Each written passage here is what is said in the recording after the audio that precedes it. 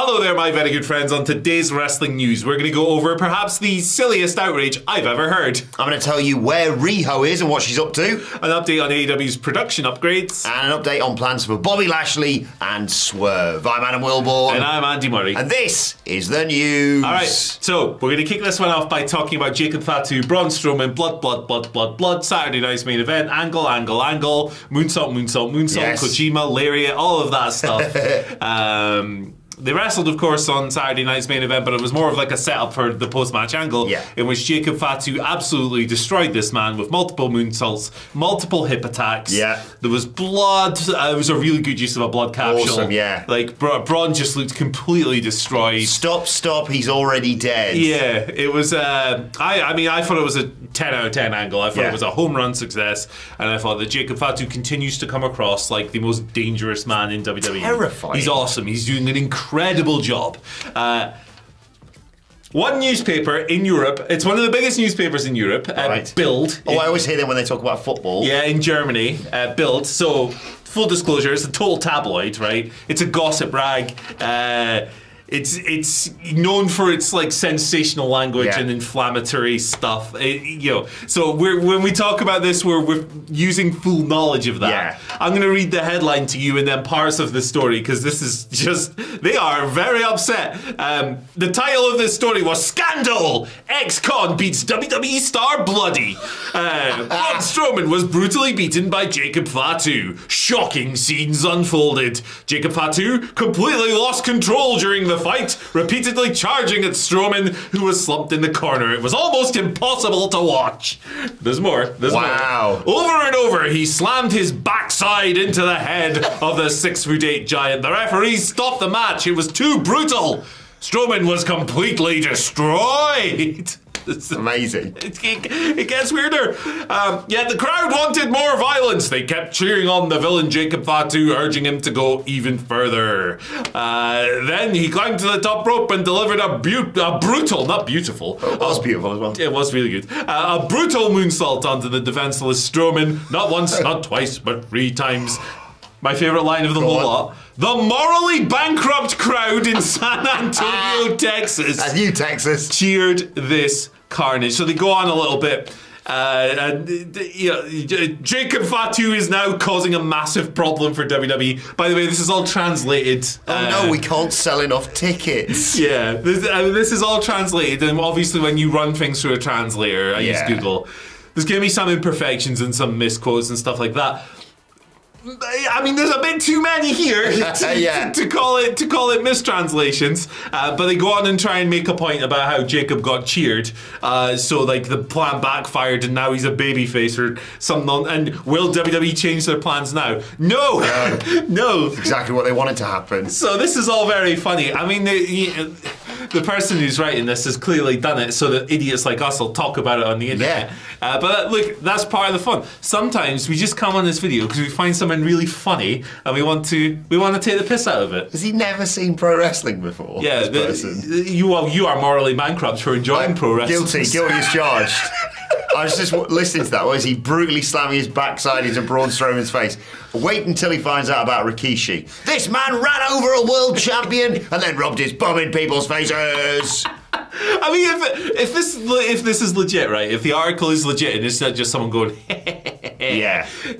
good for you for getting worked. Yeah. Like fair enough. But like, this is one of the top-selling newspapers in Europe. I now will only consume my wrestling journalism through Bild. I think. Yeah, I want them reporting on everything, every old news story.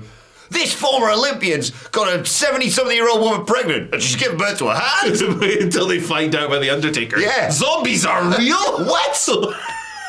This is fantastic. He told me, don't read the first story today. Just come in completely blind. And I'm so glad you did that. And obviously they use language like ex-con because they know that's going to get a reaction. Yeah. And look, but the thing is, right, WWE uses that in kayfabe. When Jacob Fatu comes to the ring, they say, he's been in prison, he turned his life around.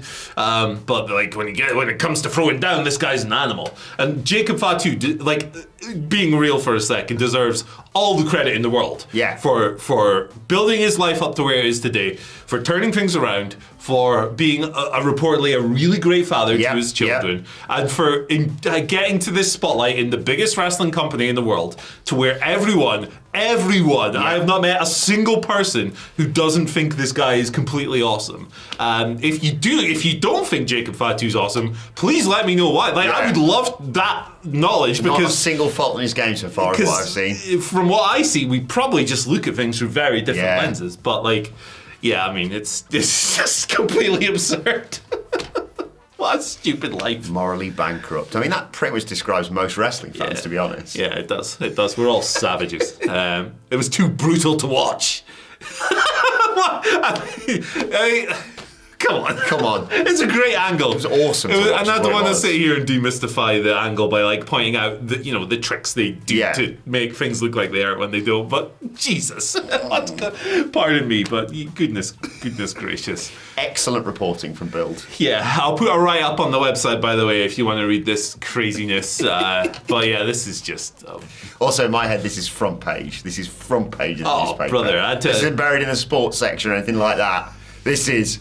Read all about it. Man shoves bomb in another wrestler's face and tries to kill him. Yeah, shocking shoot. Having said that, those hip attacks did look horrific. Yeah, because he's a big old boy and he runs. Because it's been a move that obviously, like the Usos have obviously used it. Many wrestlers have used it over the years. Jacob Fatu's hip attack looks by far, it's as people often say, it's shades of Margaret. It's like, well, that's the match ended. Yeah, definitely. And because he moves with such force, the noise of him hitting the turnbuckle makes it sound really brutal. Snap the head back. And crazy.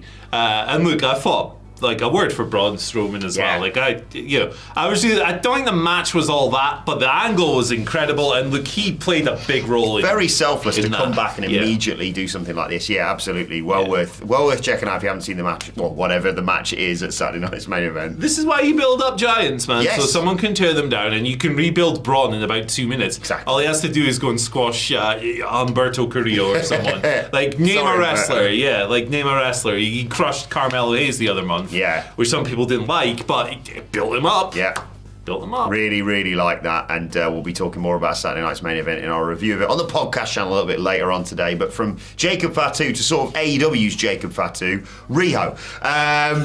Bit of an update on her from Fight. Well, obviously she's been missing from our screen since summer last year. July 2024 was when she last wrestled, defeating Lady Frost on AEW TV. But according to Fightful, during the match, she sustained an injury and hasn't appeared on AEW TV since. She had a bit of a, injury hit run. She has. 2024. Only had 8 matches since mid-August 2023. But apparently Riho was at the AEW World's End show at the end of last year and in the ring training ahead of the show. No word on the exact timing of a potential return, but good signs by the sounds of this. Yeah, she's someone who was very, very prominently featured early on. She was the first women's champion. I'm not getting that wrong. No, Nyla was, and then she won it off Nyla. There we go. Yeah. There we go. And they had their feud where they passed it around a little bit, and they had good matches. Yeah, she's great, Riho. But since then, over the past couple of years, she's kind of fallen away. She's done stuff in Japan where she's not been around in America for a while, and she's had a lot of injuries and stuff as well. So, and even then, when she has been healthy, she's not been booked all that strongly all of the time. So, yeah, definitely a stop-start few years for her. It's easy to forget as well that in the early days of AEW, she was legitimately driving ratings in a positive direction, particularly in the 18 to 49 demographic, which is something that's a feather in her cap for sure.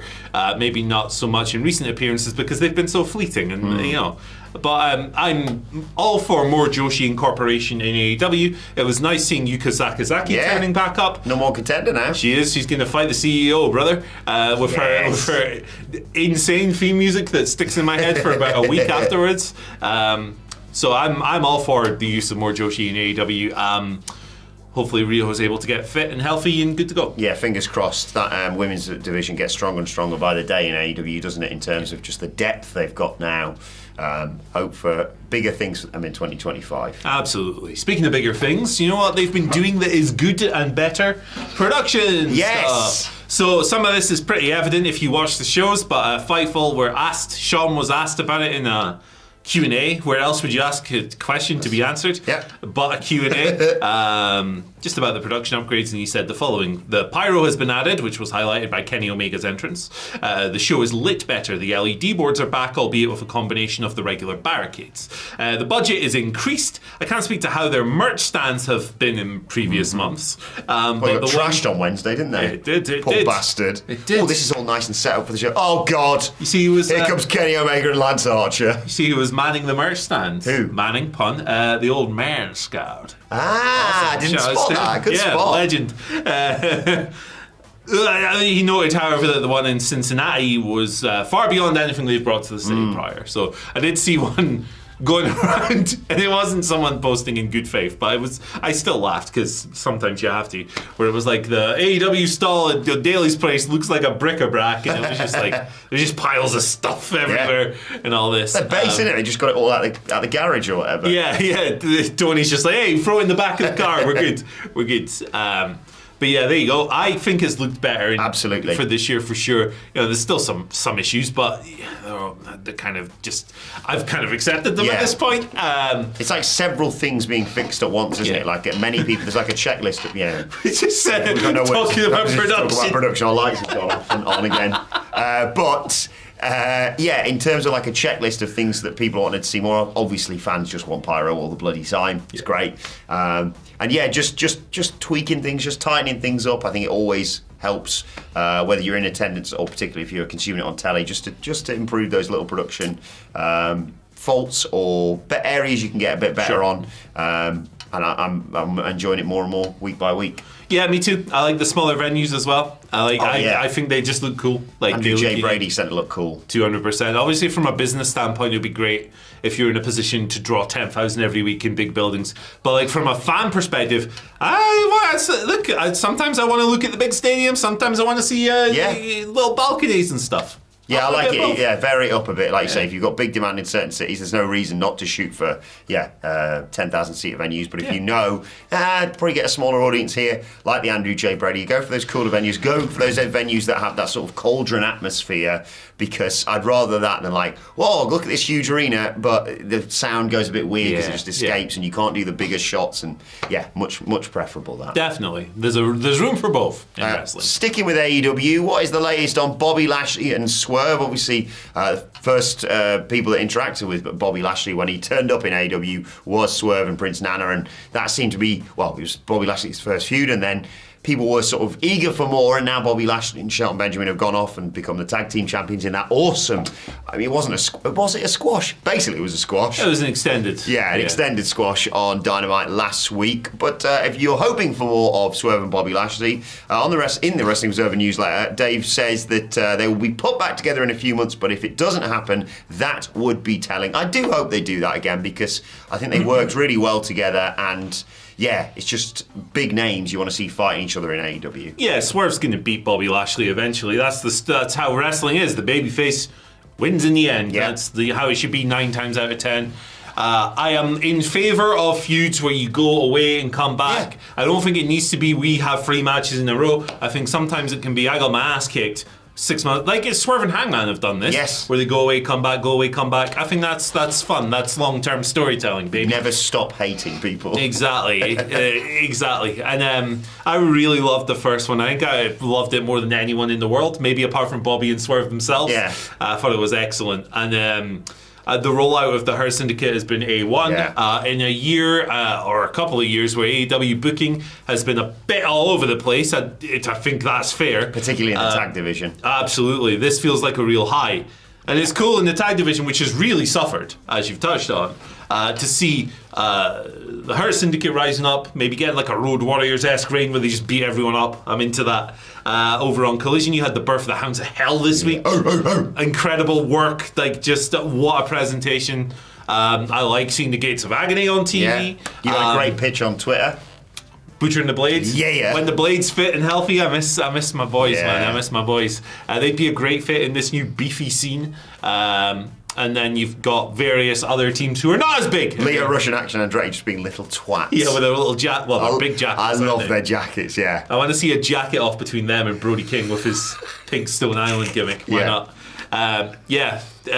So what even was the story again? I like the idea, by the way, that in kayfabe, Swerve is more than ready to go back and fight Bobby Lashley tomorrow. He's just got that little rascal Ricochet pissing him off all the time. I just want to get my hands on him. He's got to wait till, I think, next week, is it? I don't remember. I think early February is their match booked for, but he's like, if I see you, it's on site, basically. Yeah. Trying to threaten my manager with some gold scissors. This little rascal with his scissors doing the Jadakiss laugh in my face over and over and over. Here's Big Bob over there with his title. He's like, go away. Busy, thanks. Yeah, one of my favourite things, actually, and it's not good from a kayfabe standpoint, but who cares, was the bit where Bob was selling. Bob and Shelton were going up the ramp. Bob and Shell, my guys, they were going up the ramp, and Shelton was like looking down the camera and all that. And in the background, you just see Bobby Lashley smiling and going up to a kid with his title like he forgot he was in. He forgot he was a heel. Bad guy. He was just like, hey! I like seeing stuff like that. Yeah, Hurt Syndicate are absolutely killing it right now, aren't they? And hopeful to see more of that feud when they get around to it. But both groups, Nana and Swerve and the Hurt Syndicate, more than stuff to keep them entertained in the meantime. Absolutely. And thank you for joining us today. Hey, we're going on tour, futureevents.uk/WhatCulture World Tour. Check that out for more information. Sign up for alerts for tickets and all of that stuff. And by the way, if you enjoyed this video, hey, guess what? It's the Royal Rumble this weekend. Yes! There will be a live stream on this very channel. And in the meantime, why not watch rankings of every Royal Rumble by Simon Miller? Ooh. Where does the greatest Royal Rumble fit? Yeah. That's the question they're all asking. Check it out. Bye. Bye.